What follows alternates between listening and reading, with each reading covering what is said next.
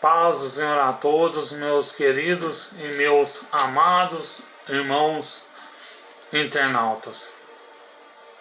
Nesta noite, diante da presença de Deus, diante da presença dos meus queridos e meus amados irmãos, eu quero trazer uma palavra para vocês nessa noite, uma palavra que vai edificar a tua vida. É uma palavra de oração. Porque Jesus, quando ele estava ali no Getsêmani, juntamente com Pedro, Tiago e João, que eram seus discípulos mais íntimos, na onde que Jesus ia, ele levava eles. Os outros discípulos, eles iam com Jesus, mas em ocasiões especiais, Jesus levava Pedro, Tiago e João, porque podia contar com eles. Pedro, Tiago e João, eles guardavam segredo de Jesus. Quando Jesus está ali no Monte das Transfigurações, que ele pega e vê Elias e Moisés, eles falam: mestre, queremos fazer uma casa para o Senhor, para Elias e para Moisés. Então Jesus fala para seus discípulos: não conte isso para ninguém, mas só fala o dia que eu ressuscitar. Quando Jairo, Jesus ressuscita a filha de Jairo também, Jesus pede para eles guardarem segredo. Então Pedro, Tiago e João eram os discípulos favoritos de Jesus. Então Jesus, ele entrando ali no Getsêmani, no jardim, a Bíblia fala horto, né? No jardim onde está os discípulos, Pedro, Tiago e João e Jesus.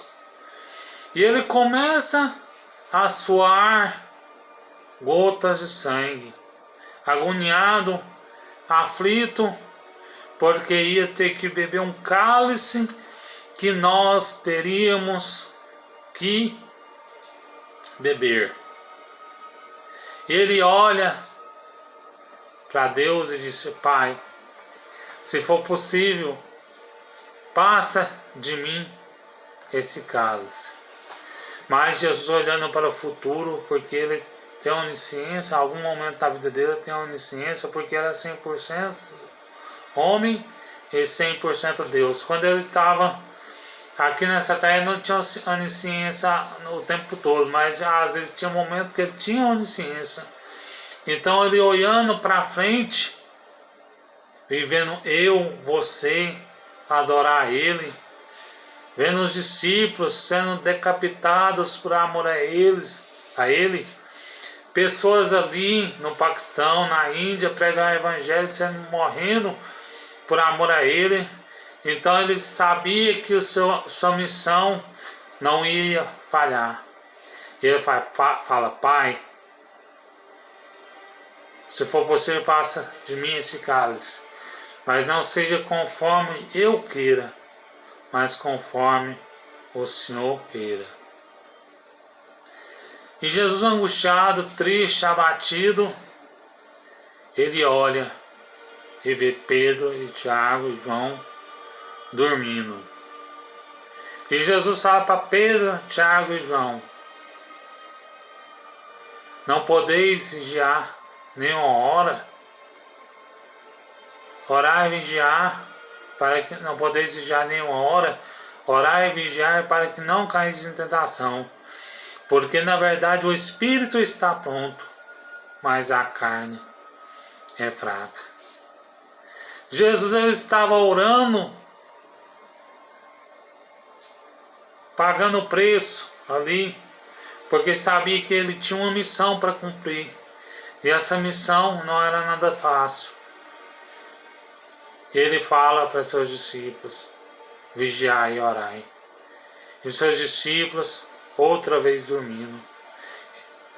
E Jesus começa a orar do jeito que ele estava orando antes, do mesmo jeito. E outra vez os discípulos dormindo pela terceira vez. E Jesus fala, está chegada a minha hora, está chegando a minha hora, chegou a minha hora. Ali vem a caravana do Sinédrio, lá vem Judas. E Judas é o traidor. O Judas é aquele que a qual Jesus estava ali na Santa Ceia, e Jesus fala, um de vocês há de me trair. E os discípulos nos perguntam, quem vai te trair, mestre? Aquele que molha o pão, na onde que eu molhar, este vai me trair. E Judas traz Jesus com um beijo, mas Jesus ele pôde resistir à provação, porque Jesus, o Espírito de Jesus estava pronto, e a carne de Jesus estava fortificada, porque ele orava, ele jejuava, ele consagrava. Mas se Jesus não orasse, não consagrasse, a carne dele não estaria pronta. Mas os discípulos, a carne dos discípulos estava fraca. E a caravana do Sinédrio leva Jesus para ser crucificado. E Jesus é crucificado.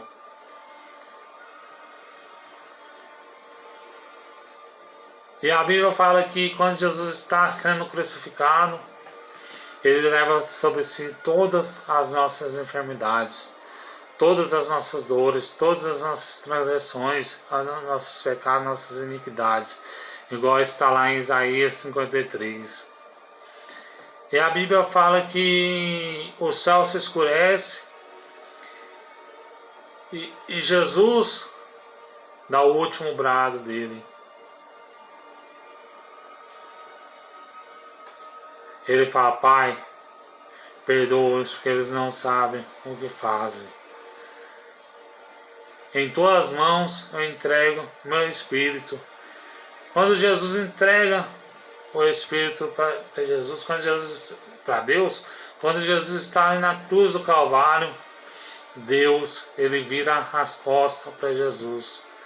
Não porque Jesus tem pecado, não é por causa disso, ele tem pecado, mas ele fez de si mesmo um pecador por nós, porque ele levou sobre si os nossos pecados, nossas transgressões, nossas iniquidades. E todos que é morto no madeiro, igual Jesus foi morto, pelos judeus são considerados impuros. E lá no livro do profeta Isaías, sabe que ele levou sobre si as nossas dores, nossas enfermidades, nossas transgressões. Estava tudo sobre Jesus, e Deus vira as costas para Jesus, e Jesus fala, Deus meu, por que me desamparaste? E naquele momento o véu do templo se rasga. E antes do véu do templo se rasgar, quem tinha acesso a Deus era só os sacerdotes. As pessoas que quisessem orar com Deus tinham que apresentar um sacrifício, uma pomba, ou uma ovelha, ou um cabrito, ou um bode, para sacrificar conforme a sua situação financeira. E tinha que apresentar, confessar os seus pecados, e aquela oferta era queimada, aquele sacrifício era queimado para o sumo sacerdote, para Deus ouvir a oração dos judeus naquela época. Porque antes quem tinha acesso à salvação era só os judeus. Então o véu do templo foi rasgado para mim, para você ter acesso a ele. Foi rasgado porque hoje, qualquer momento que nós entrarmos no nosso quarto, ou na igreja, ou no monte, ou no culto no lar, ou no hospital, ou no trabalho, qualquer momento que nós orarmos, Deus vai nos ouvir. Porque hoje nós já temos acesso diretamente ao trono de Deus, porque o Espírito Santo já está aqui do nosso lado. Nós pedimos perdão por nossos pecados, quando queremos pedir alguma coisa, nós temos o acesso com Deus, porque sabemos que Deus, Ele amou o mundo de tal maneira que enviou seu único Filho para todo aquele que nele crê, não pereça, mas tenha a vida eterna. Jesus, Ele venceu porque Ele orou. A maioria das vezes que os discípulos iam procurar Jesus, Jesus estava orando. Muitas das vezes que Jesus ele ia fazer sinais, ele estava orando antes. Então saiba de uma coisa, o véu do templo foi rasgado. E ele nos deu acesso a Deus, acesso a Ele. Nós temos que orar, nós temos que jejuar, nós temos que vigiar. Nós temos que meditar nas Santas Escrituras do Senhor. Mas o mais importante é vigiar, porque se você estiver orando, jejuando, lendo Bíblia, indo para os cultos, obedecendo seu pastor, mas desobedecendo a Deus, você não está vigiando corretamente. Você tem que cumprir, você tem que vigiar. A palavra de Deus está escrito em Salmos 119, versículo 11. Guardei a tua palavra no meu coração, para mim não pecar contra ti. Nós temos que guardar a palavra do Senhor Jesus nos nossos corações, para nós não pecarmos contra Ele. A palavra de Deus está escrita em 1 Tessalonicenses, capítulo 4, capítulo 5, melhor dizendo, versículo 17. Orai sem cessar. E quando nós estivermos orando, nós temos que estar alegre, porque a Bíblia nos fala no versículo 16 do capítulo 5 de Tessalonicenses, no versículo 16, regozijar sempre. Nós temos que alegrar no Senhor. Nós temos que buscar a presença do Senhor. Às vezes você fala, eu não vou orar porque eu estou passando por luta, eu estou passando por diversidade, eu acho que Jesus não é na minha vida, porque se Jesus fosse na minha vida não estaria assim, eu não estaria desempregado, meu filho não estava na perdição, meu casamento não tinha sido destruído. Mas saiba de uma coisa, Jesus ele castiga e repreende aqueles que Ele ama. Ora ao Senhor. Jesus restitui tudo que você perdeu. Entrega seu caminho a Ele, confia nele, e o mais Ele fará. Ou então a glória da segunda casa será maior do que da primeira. Basta você entregar o caminho ao Senhor, confiar nele, e o mais Ele fará. Tá aí essas palavras que nós não vimos ser somente ouvintes, mas sim praticantes dessas palavras em nome de Jesus.